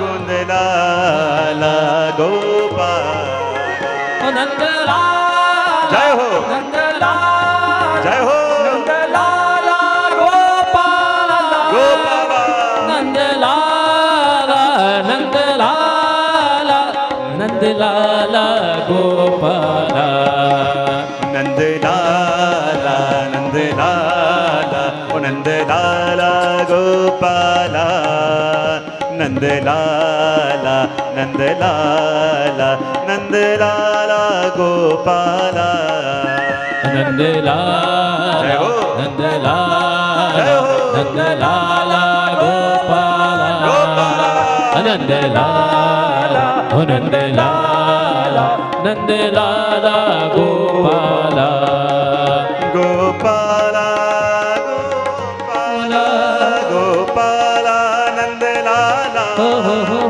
नंद लाला नंद लाला नंद लाला गोपाला ओ नंद लाला जय हो नंद लाला नंद लाला गोपाला गोपाला नंद लाला नंद लाला नंद लाला गोपाला गोपाला गोपाला गोपाला नंद लाला नंद लाला नंद लाला नंद लाला गोपाला गोपाला जय हो गोपाला नंद लाला गोपाला गोपाला गोपाला गोपाला नंद लाला गोपाला नंद लाला गोपाला नंद लाला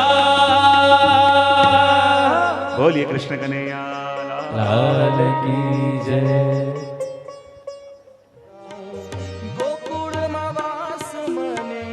गोकुळमा वास मने आपो हरी गोकुळमा वास मने आपो हरी मागू એટલું શ્રી વલ્લભને શરણે જઈ રહીએ આનંદમાં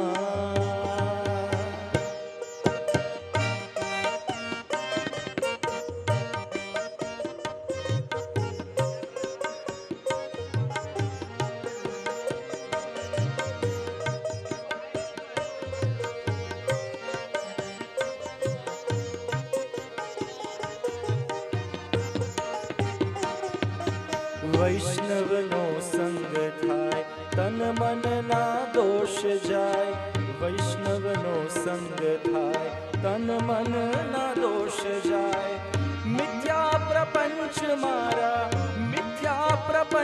મારા જાય ટળી મિથ્યા પ્રપંચ મારા જાય ટળી માગું એટલું શ્રી વલ્લભને શરણે જઈ રહીએ આનંદ